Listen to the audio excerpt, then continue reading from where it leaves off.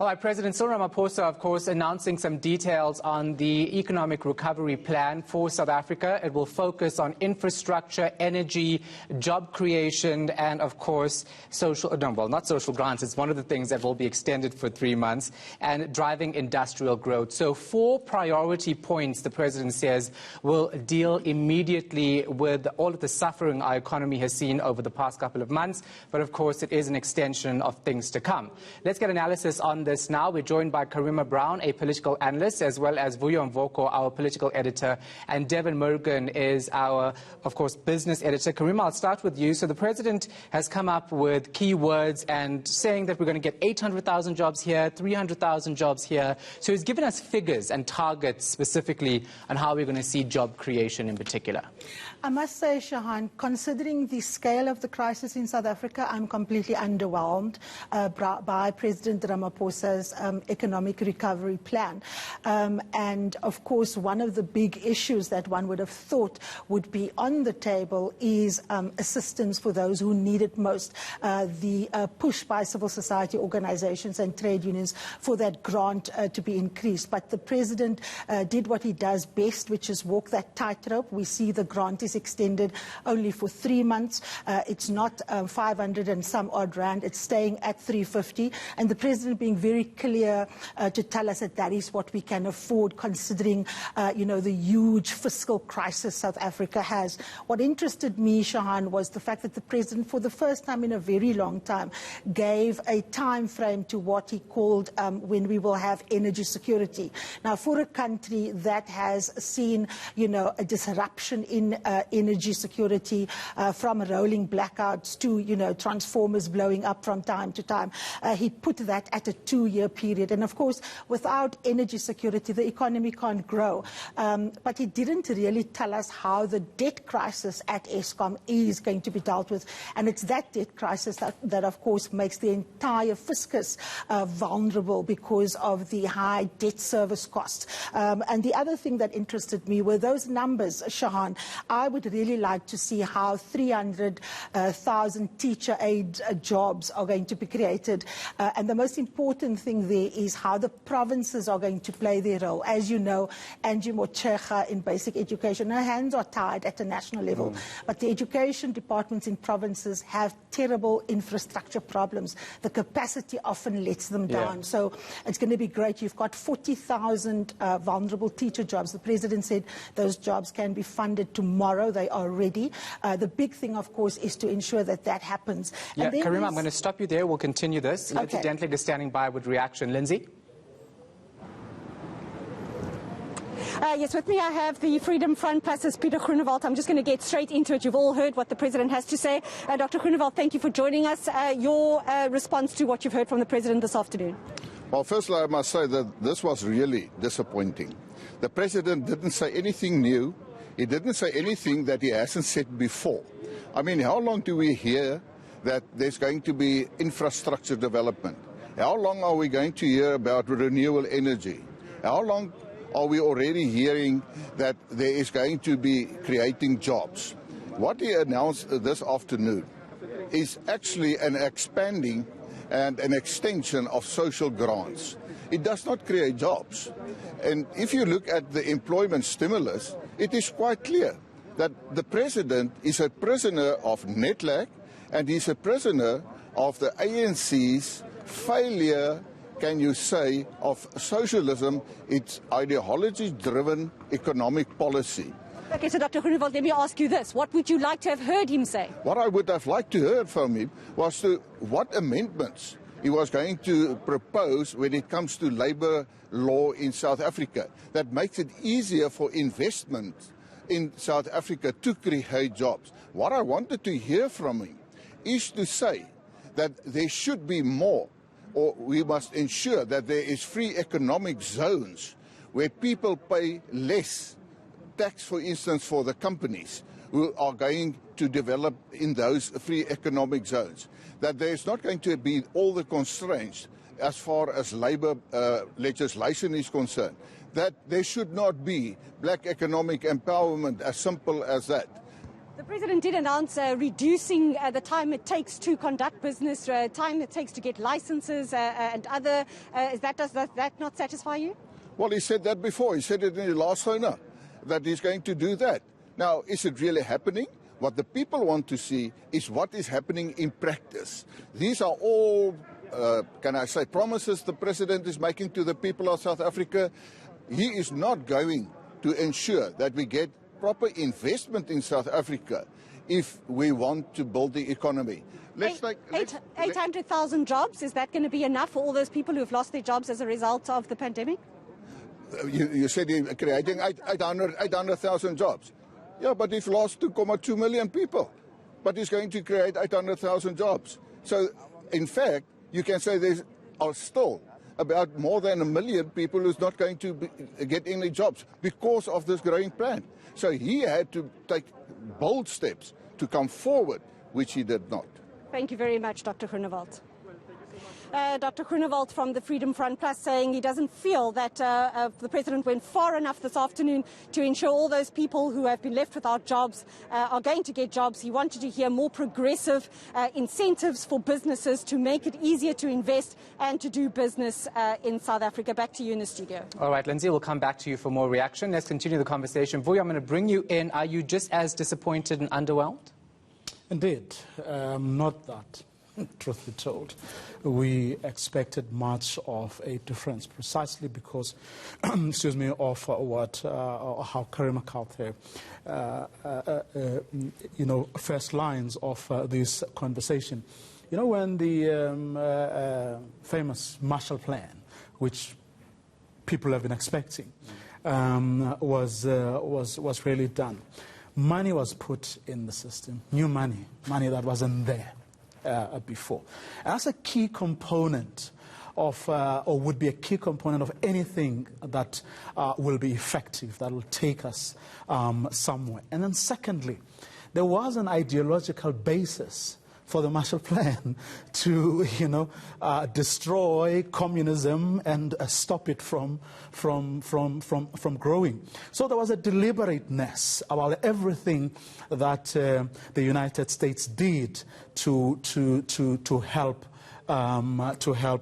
Europe, and you're seeing none of that. But I must say you could see that the President wasn't, or at the very least listened to what people said in their criticisms of what came out of the ANC Lekgotla as well as the extended cabinet Lekgotla.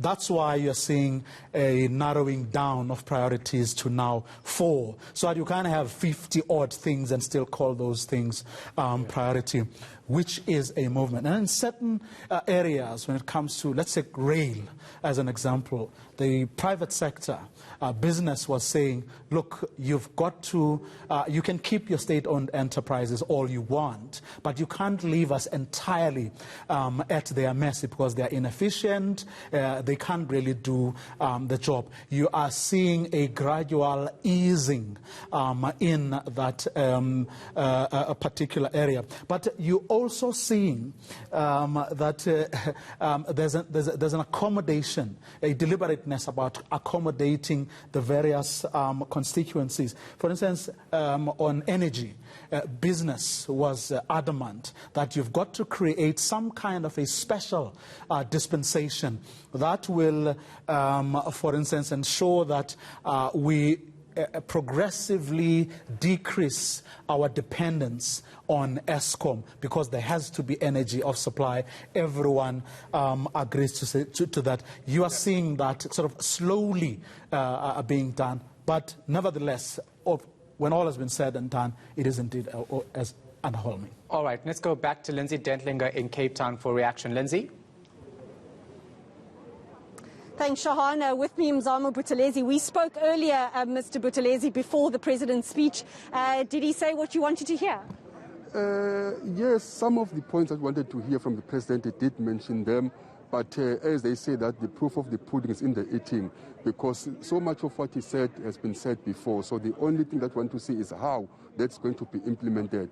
Because in the upset, because he also mentioned the issue of the law enforcement agencies, which speaks to the issue of corruption and all that.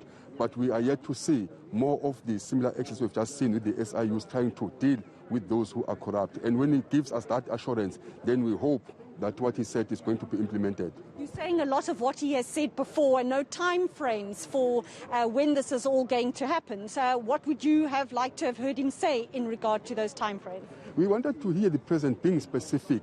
Even, for example, he spoke about the issue of infrastructure and talking more about railways and the likes, but he didn't say much about the SOEs, which are also the driver of our economy, which are dying. And to say that at this particular time, this is what we want to see happening, not very long-term objectives, but very soon, so that we can see our country starting to go up. The number of jobs the president has announced in various sectors, do you think that's going to go far enough to try to restore jobs, given all those jobs that have been lost during the pandemic? That is all dependent on the fact that the government was one of the things that the president should do is to deal with inefficiencies that is in the system. If the system is not overwhelmed, to make sure that we've got right people, they're fit for the job, all this that I said will never come to any fruition. So the main important thing is that we need to also focus on the challenges that are within the system, people that are there that shouldn't be there, because what we've seen in South Africa is rewarding people who cannot perform. We give bonuses to people who are bringing down our SOEs and all the likes. So it's important that we also try to do away with the inefficiencies, because he can have so many good plans, as we always say that he's a good president, but in the absence of actions, in the absence of a team that is make sure that all these things are taking place, then we can't say anything. The president announcing an extension of that COVID-19 relief grant. Are you happy to have heard that extension, and what's going to happen when those 3 months, the president quite adamant it can't be extended beyond this further 3 months? Yeah, we are happy because people who are beneficiaries are poor people who are not having any means of living. But as we said earlier on, that the IFP believes that we should come up with programs for self-reliance and self-help for people so that they're able to help themselves, because this is not sustainable. Our country is not doing well. We are borrowing to just keep afloat. So after 3 months, as you say, we don't know where the money will come from. So we really need to actually focus more on creation of jobs so that people are able to help themselves. Thank you very much, Mr. Buthelezi. So Shahan, a second opposition party member, again feeling that the president has not gone far enough and saying very much of what he's always said before in previous addresses here in the House. All right, Lindsay, we'll come back to you a little later. And let's go now to Devin Morgan from the business desk. So, Dev, we heard Peter Groenewald say that there's not enough detail on giving incentives for businesses to actually operate in South Africa. What's your overall impression of what the president has said so far? Shahan, look, before the presentation of this economic recovery plan, if you asked businesses, they would have stressed one thing. Show us the method of implementation and tell us what time frames you are employing to make this materialize. I'm afraid we didn't get that. I think there were some impressive numbers on the employment stimulus, 60,000 jobs with a drive on municipal infrastructure. The 300,000 job opportunities, I mean, I wouldn't be too impressed with that. Again, the word opportunities might be a bit misleading. But nevertheless, again, businesses would have wanted definitive structures on funding, on timelines. I wonder if I can bring in Iraj Abadian, the CEO of Pan-African Capital, to answer that question. Iraj, thanks very much indeed for talking to us. I mean, again, you know, you always talk to me about aspiration versus strategy. What did you see this afternoon? Was it a wish list, or did we have something definitive? I think it's a mix of aspiration and hope, with very little delivery implementation emphasis.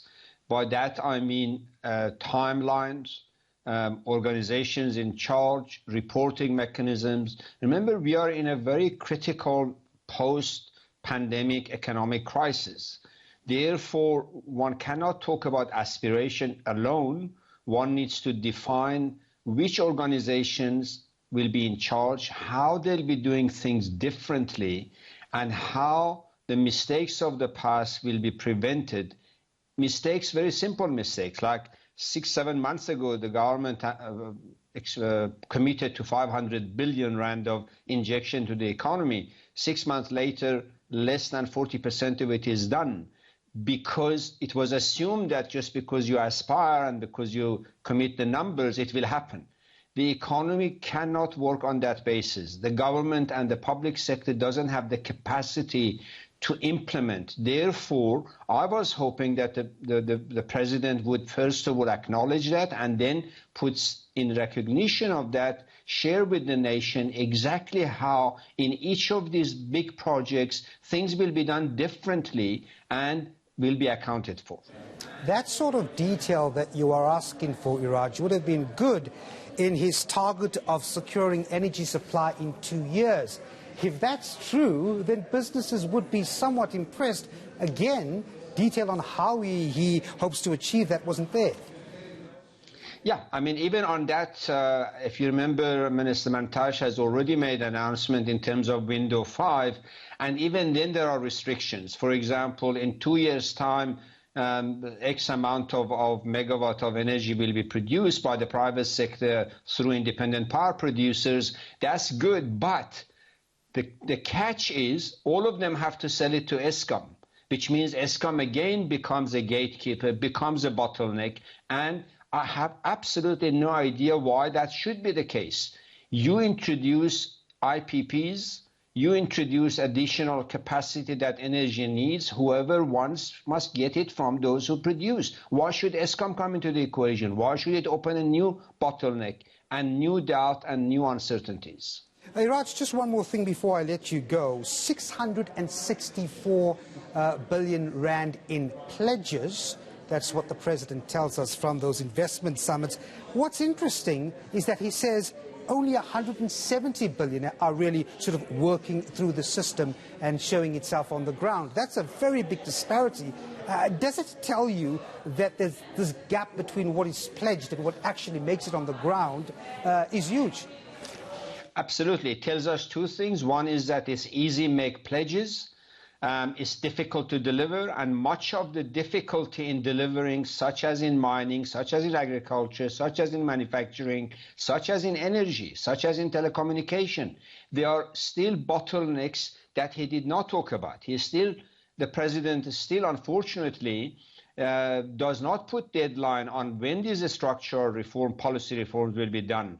Even spectrum is left to March next year.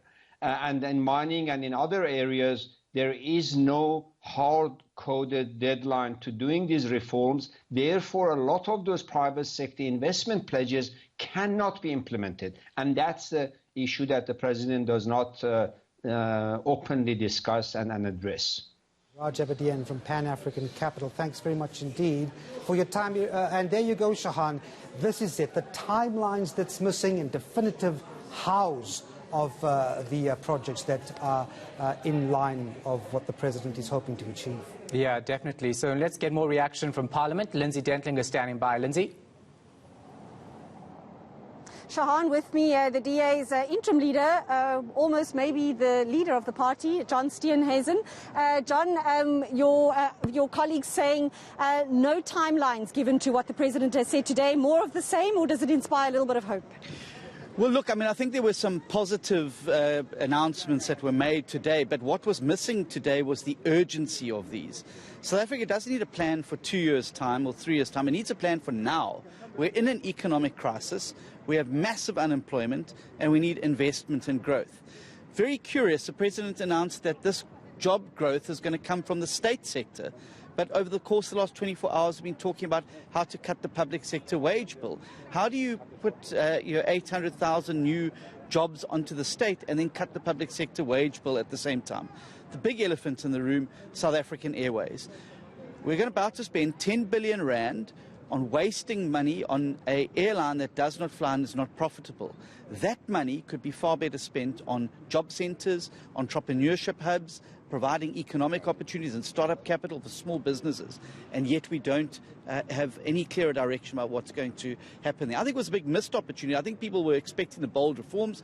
I would have loved the President today to bring his reform agenda and slam it on the table at Parliament and say, let's get this passed through the House. Instead, it's more platitudes, more speech, more talk, more commissions, more committees. What South Africa needs now is action, and that action has to focus like a laser beam on implementation. That was absent today. The DA always been a strong proponent for independent power producers. The President making some pledges in that regard, that that's going to be speeded up, that we'll see action on bid window 5.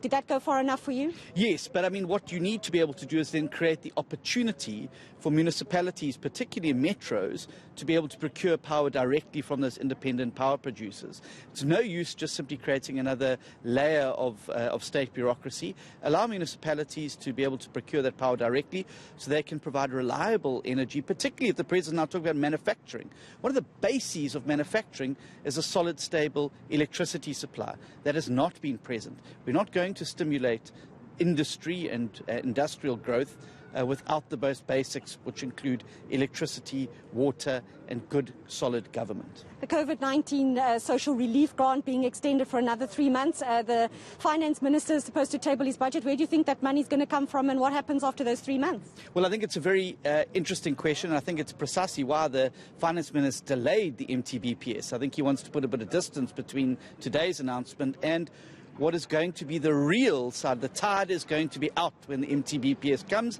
and we're going to see how much of this plan is actually funded. And that's going to be essential to see. We all know there's a very tight fiscal space. We all know that Mr. Mbowene's got very, very little room to move. Some of these bold initiatives, the President again talking about NHI today. It is pie in the sky. We cannot afford the NHI, just as we can't afford these state-owned entities, just as we can't afford these debt servicing costs. So, these were, I think, some of the missing elements today. And hopefully Mr. Mbowene is going to colour them in. Where he finds the money from, I think it's going to be the work of a miracle worker. John, lastly, getting young people into jobs. The President announcing 300,000 teaching assistant posts, more post jobs through the NYDA. Is that something encouraging? Yes, of course. But I think we must also remember that a lot of these jobs that we announced, we already have a lot of them around, and they are temporary work. Working for water, EPWP jobs provide only a few days of work a month for many people. If we want to really have young people brought into employment, what we need to do is to have job centres, skills development creations, and provide seed capital for entrepreneurship. The state does not create jobs. The state must create the enabling environment for the private sector to create jobs. You're only going to do that when you get serious about putting your money where its mouth is on providing those key elements that are going to have a massive uptake of young people into permanent, real jobs, not talk labour, a couple of days a month. That is not real jobs. It's not real work. And if we're going to get us out of this unemployment crisis, it's going to require a lot more concrete action to stimulate job creation in the private sector. So where to from here? What do you want to see happen next? Well, implementation. Okay, the President's announced these things today. Let's see the implementation. We've launched yesterday an implementation tracker, and we're going to use it to monitor every government department and every commitment the President has made today and measure it against its implementation. We need immediate action on many of these things, and that's where it always goes wrong for government. It always comes down to implementation. You can announce virtuous ends. If you're not implementing them, you're not making sure that they're happening, you're not getting rid of ministers who are bad at implementation, you're not getting rid of people who block your implementation, you're not standing up to the enemies of growth in South Africa, your plan is dead in the water. The President now needs to make sure that the rubber hits the road, and what he's announced this evening actually starts to take place on the ground. Thank you very much, John. We'll leave it there. So, Shahan, the DA's interim leader, John Steenhuisen, wanting to see the rubber hit the road, and opposition parties here saying that, as we know, the proof of the pudding is in the eating, and they want to see implementation, and they want to see the President do that as fast as he possibly can. Yeah, similar sentiments shared across so many people. We will continue our extensive coverage of the President's economic recovery plan in a moment. Stay with us. This is The Lead.